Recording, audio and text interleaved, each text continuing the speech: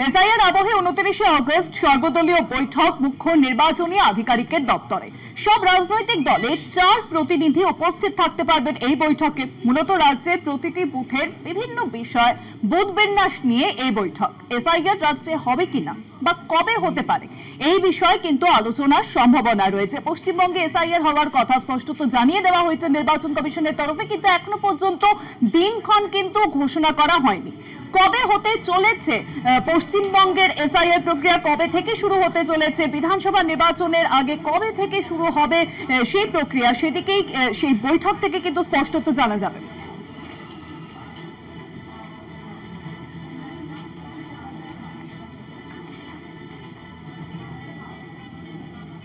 সরাসরি রয়েছেন আমাদের প্রতিনিধি সত্যসুন্দর ভট্টাচার্য। সত্য, 29 আগস্ট সর্বদলীয় বৈঠক ডাক দেওয়া হয়েছে মুখ্য নির্বাচনী আধিকারিকের তরফে এসআইআর আবহে, এবং সেখানে স্পষ্টত সেই বৈঠক থেকে কি স্পষ্ট হতে চলেছে পশ্চিমবঙ্গে কবে এসআইআর প্রক্রিয়া শুরু হতে চলেছে?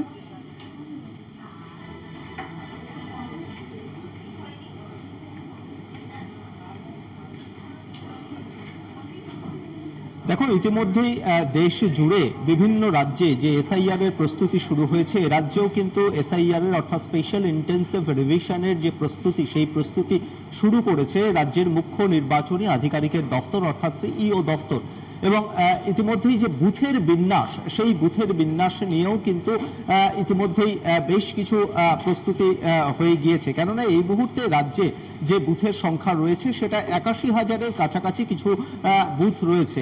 সেই জায়গায় দাঁড়িয়ে যেহেতু ভোটার সংখ্যা বৃদ্ধি পেয়েছে, সেই অনুপাতে খুব স্বাভাবিকভাবেই বুথের সংখ্যা বেড়েছে। এবং খুব নির্দিষ্টভাবে জাতীয় নির্বাচন কমিশনের যে গাইডলাইন রয়েছে তাতে জানানো হয়েছে যে প্রতি বুথে যে ভোটার সংখ্যা সেটা ১২০০-র মধ্যে রাখতে হবে, অর্থাৎ সর্বোচ্চ ভোটার একটি বুথে থাকবে ১২০০। সেই জায়গায় দাঁড়িয়ে আগামী বিধানসভা নির্বাচনে রাজ্যে প্রায় ১৩,০০০-এর বেশি বুথের সংখ্যা বাড়তে চলেছে এবং সেটা প্রায় ৯৪,০০০-এর মতো বুথ হবে, এমনটাই কিন্তু মুখ্য নির্বাচনী আধিকারিকের দপ্তর সূত্রে জানা গিয়েছে। সেক্ষেত্রে যে সমস্ত স্বীকৃত রাজনৈতিক দলগুলি রয়েছে তাদের কাছে ইতিমধ্যেই বুথের এই যে বিন্যাস, সেই বিন্যাস পাঠানো হয়েছে। আগামী 29 আগস্ট বিকেলে রাজ্যের মুখ্য নির্বাচনী আধিকারিকের দপ্তরে সর্বদল বৈঠকের ডাক দেওয়া হয়েছে। স্বীকৃত রাজনৈতিক দলগুলোর যারা প্রতিনিধি রয়েছেন সেই দলগুলির প্রতিনিধি তারা নিজেদের মতামত জানাবেন, অর্থাৎ বুথের বিন্যাস নিয়ে তাদের কাছে ইতিমধ্যেই সিইও দপ্তরের থেকে যে সামগ্রিক তথ্য তুলে ধরা হয়েছে সেই তথ্য নিয়ে তাদের কোনো আপত্তি রয়েছে কিনা সেই বিষয়টি সম্পর্কেই কিন্তু তাদের কাছ থেকে মতামত জানবে রাজ্যের সিইও দপ্তর। এবং সবচেয়ে উল্লেখযোগ্য যে সেই 29 আগস্টই কিন্তু বিকেল ৫টার মধ্যে এসআইআর এর প্রস্তুতি নিয়ে রিপোর্ট জমা দেওয়ার নির্দেশ দিয়েছিল জাতীয় নির্বাচন কমিশন। শুধু এ রাজ্য নয়, বিভিন্ন রাজ্যের যে সমস্ত সিইও রয়েছেন অর্থাৎ মুখ্য নির্বাচনী আধিকারিক রয়েছেন তাদেরকে রিপোর্ট জমা দেওয়ার কথা বলা হয়েছে।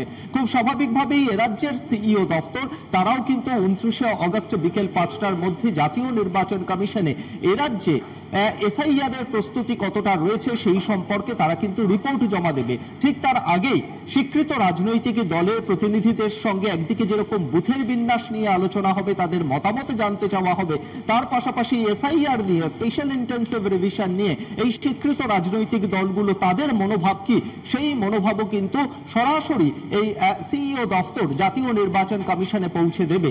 অর্থাৎ বলা যেতে পারে যে প্রস্তুতি শুরু হয়েছে এসআইআর এর প্রস্তুতি, সেই প্রস্তুতিতে শুধুমাত্র যে সিইও দপ্তরের ভূমিকা এবং তাদের প্রস্তুতি সেটাই যথেষ্ট নয়, সমস্ত যে রাজনৈতিক দলগুলো রয়েছে স্বীকৃত রাজনৈতিক দল, সেই স্বীকৃত রাজনৈতিক দলের প্রতিনিধিদের কাছ থেকেও এই এসআইআর সম্পর্কিত যে মতামত সেই মতামত মিনিটস আকারে সেটা ইসিআইতে পাঠানো হবে, অর্থাৎ জাতীয় নির্বাচন কমিশনে পাঠানো হবে, এমনটাই কিন্তু নির্বাচন কমিশন সূত্রে জানা গিয়েছে।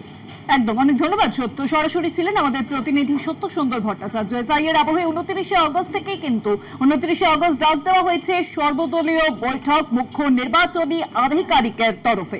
সব রাজনৈতিক দলের 4 প্রতিনিধি উপস্থিত থাকতে পারবেন এই বৈঠকে। পাশাপাশি মূলত রাজ্যের প্রতিটি বুথে বিভিন্ন বিষয়ে বুথ বিন্যাস নিয়ে এই বৈঠক। এসআইআর রাজ্যে হবে কিনা বা কবে হতে পারে এই বিষয়বস্তু কিন্তু আলোচনায় উঠে আসতে পারে।